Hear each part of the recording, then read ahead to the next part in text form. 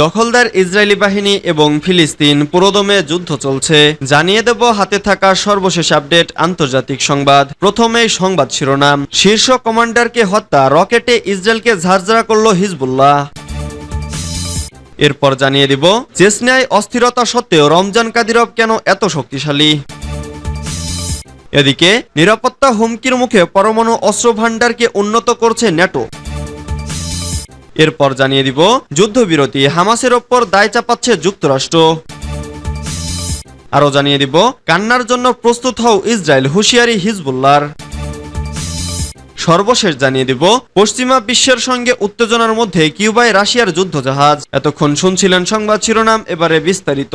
তবে অনুরোধ থাকবে ভিডিওটিতে একটি লাইক করবেন এবং কমেন্ট করে জানিয়ে দিবেন কোন জেলা থেকে আপনি আমাদের এই ভিডিওটি দেখছেন।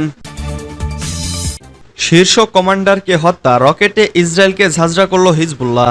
শীর্ষ কমান্ডারকে হত্যার প্রতিবাদে ইসরায়েলে 2 শতাধিক রকেট ছুড়েছে লেবাননের সশস্ত্র গোষ্ঠী হিজবুল্লাহ। বুধবার সকাল থেকে ইসরায়েলে এই হামলা শুরু করে সশস্ত্র গোষ্ঠীটি। মঙ্গলবার সন্ধ্যায় দক্ষিণ পূর্ব লেবাননে ইসরায়েলি হামলায় হিজবুল্লাহর শীর্ষ কমান্ডার তালেব আবদুল্লাহ নিহত হন। তার পাল্টা জবাবে হিজবুল্লাহ যোদ্ধারা গতকাল ইসরায়েলে ভয়াবহ রকেট হামলা চালায়। হামলার ফলে হিজবুল্লাহর সাথে ইসরায়েলের সরাসরি যুদ্ধে জড়ানোর সংখ্যা আরো বেড়ে গেছে। দুই পক্ষই বলছে তারা পূর্ণমাত্রার যুদ্ধে জড়াতে প্রস্তুত। হিজবুল্লাহ জানিয়েছে তারা লেবাননের ভূখণ্ডে ইসরায়েলে 215টি রকেট ছুড়েছে। ইসরায়েলের সামরিক বাহিনী জানিয়েছে তারা হিজবুল্লাহর ছোড়া রকেটগুলোর অধিকাংশই ধ্বংস করে দিয়েছে। তবে এরপরেও বেশ কিছু রকেট ইসরায়েলি ভূখণ্ডে আঘাতছে। এতে অনেক এলাকায় আগুন ধরে যায়। তবে ইসরায়েল কোনো হতাহতের খবর জানায়নি। পাল্টা হিসেবে ইসরায়েলি যুদ্ধবিমানের দক্ষিণ লেবাননের একটি এলাকায় হামলা চালিয়েছে। এর একটি ফুটেজও ছড়িয়ে পড়েছে। ইসরায়েলি সামরিক বাহিনী বলছে দক্ষিণ লেবাননের এই এলাকা থেকেই রকেট ছোড়া হয়। চেচনিয়ায় অস্থিরতা সত্ত্বেও রমজান কাদিরভ কেন এত শক্তিশালী। চেচনিয়ায় অস্থিতিশীল পরিস্থিতি বিরাজ করছে। প্রজাতন্ত্রের শীর্ষ পর্যায়ের কর্মকর্তাদের মধ্যে দেখা দিয়েছে নানান রদবদল। বিভিন্ন স্থানে গণ অপহরণের ঘটনায় পরিস্থিতি আরো জটিল আকার ধারণ করেছে। তবে রমজান কাদিরভ প্রজাতন্ত্রে তার কর্তৃত্ববাদী শাসন অব্যাহত রেখেছেন, যা তার শক্তিমত্তাকে নির্দেশ করে। চলতি বছর 6 মে চেচেন বিরোধী ব্লগার তুমশো আব্দুর খামনভ একটি ভিডিও শেয়ার করেছেন। ভিডিওতে দেখা গেছে গ্রেজনিতে এক ব্যক্তি রমজান কাদিরভের 16 বছর বয়সী ছেলে আদম কাদিরভের প্রতীক সম্বলিত একটি গাড়িতে আগুন দিচ্ছে এবং রমজান কাদিরভের শাসনের প্রতিবাদ জানাচ্ছে। চেচেন কর্তৃপক্ষ প্রায় সঙ্গে সঙ্গেই প্রতিবাদকারী ওই অপরাধীকে খুঁজতে শুরু করে। অগ্নিসংযোগের ঘটনায় স্টারে আতাগি ও শালি থেকে প্রায় 90 জনকে ইতোমধ্যে অপহরণ করা হয়েছে। অনেক ভুক্তভোগীকে ইতোমধ্যে ছেড়ে দেওয়া হলেও অনেককেই অজ্ঞাত স্থানে হেফাজতে রেখেছে কর্তৃপক্ষ। অপহৃতদের মধ্যে একজন আব্দুল্লাহ মাগোমাদভকে নির্যাতনের পর হত্যার অভিযোগ পাওয়া গেছে। অন্য একজনের মৃত্যু অপহরণের সঙ্গে সম্পর্কিত বলে মনে করছে রমজান কাদিরভের সমালোচকরা। কর্তৃপক্ষ সন্দেহভাজনদের আত্মীয় স্বজনদেরও লক্ষ্যবস্তুতে পরিণত করেছে।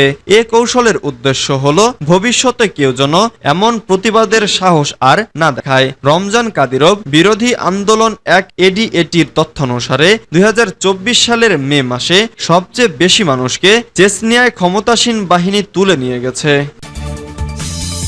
নিরাপত্তা হুমকির মুখে পরমাণু অস্ত্র ভান্ডারকে উন্নত করছে ন্যাটো। পারমাণবিক অস্ত্র নিয়ে রাশিয়ার সর্বশেষ বক্তব্য ও মহড়ার কথা উল্লেখ করে ন্যাটো প্রধান জেনসন স্টলটেনবার্গ বলেছেন, পশ্চিমাদের ওপর বর্তমান নিরাপত্তা হুমকির মুখে ন্যাটো জোট তাদের পারমাণবিক সক্ষমতা আরো উন্নত করছে। বুধবার 12 জন ব্রাসেলসে ন্যাটো প্রতিরক্ষা মন্ত্রীদের 2 দিন ব্যাপী বৈঠকের আগে সাংবাদিকদের সঙ্গে আলাপ করেন ন্যাটো প্রধান। এ সময় পরমাণু অস্ত্র ভান্ডারকে উন্নত করতে জোটের প্রচেষ্টার কথা তুলে ধরেন তিনি। ব্রিটিশ বার্তা সংস্থা রয়টার্স এই খবর জানিয়েছে।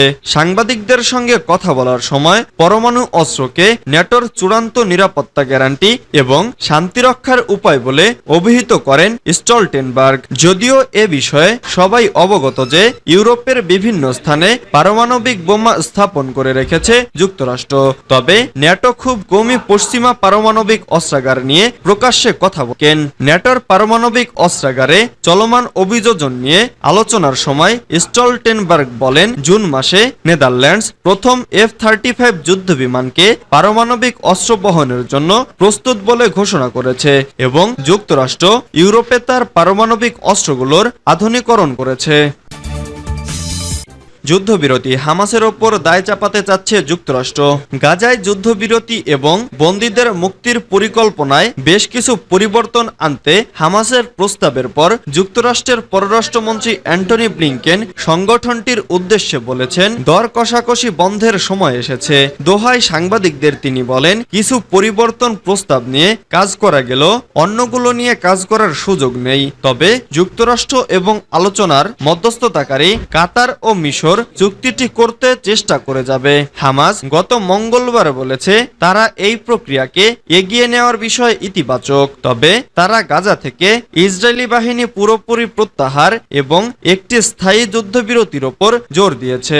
ইসরায়েল সরকার এ নিয়ে মন্তব্য করেনি, তবে নাম প্রকাশে অনিচ্ছুক একজন কর্মকর্তা বলেন, ফিলিস্তিনের সশস্ত্র গোষ্ঠীটির প্রক্রিয়া প্রত্যাখ্যানের মতোই। এদিকে যুক্তরাষ্ট্রের প্রেসিডেন্ট জো বাইডেন যে প্রস্তাবনা 12 দিন আগেই দেওয়ার কথা বলেছেন তা ইসরায়েলের প্রধানমন্ত্রী বেনিয়ামিন নেতানিয়াহু এখনো প্রকাশ্যে অনুমোদন করেননি। ব্লিংকেন অবশ্য বলেছেন, সোমবার জেরুসালেমে এক বৈঠকে নেতানিয়াহু তার অঙ্গীকার পুনর্ব্যক্ত করেছেন। ওয়াশিংটনের কূটনৈতিক চাপের পাশাপাশি জাতিসংঘ নিরাপত্তা পরিষদও ওই প্রস্তাবের সমর্থনে একটি রেজুলেশন পাশ করেছে।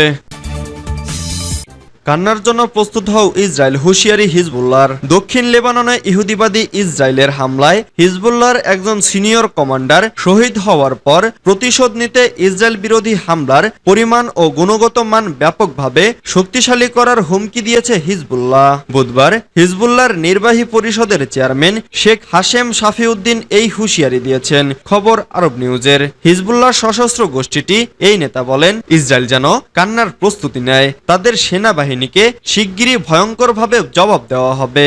শেখ হাশেম শাফিউদ্দিন হুঁশিয়ারি দিয়ে বলেন, এই পবিত্র রক্তপাতের পর আমাদের সুনির্দিষ্ট এবং অনিবার্য প্রক্রিয়া হবে এই যে আমরা আমাদের অভিযানের তীব্রতা, শক্তি এবং বৈচিত্র্য বৃদ্ধি করব। কারা নিহত আবু তালিবের ভাই ও সন্তান ইহুদিবাদী শত্রু তার প্রমাণ দেখতে পারবে।